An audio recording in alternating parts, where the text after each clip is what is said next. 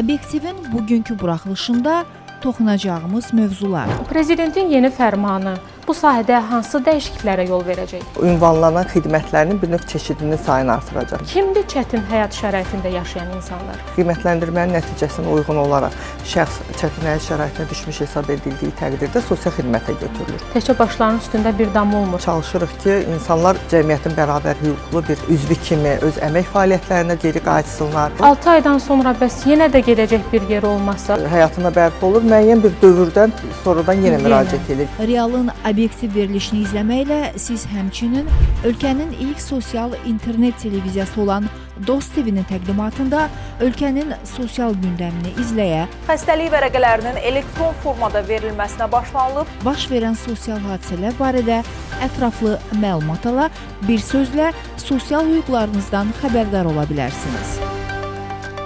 Bugün saat 18:30-da obyektivi izləməyi unutmayın.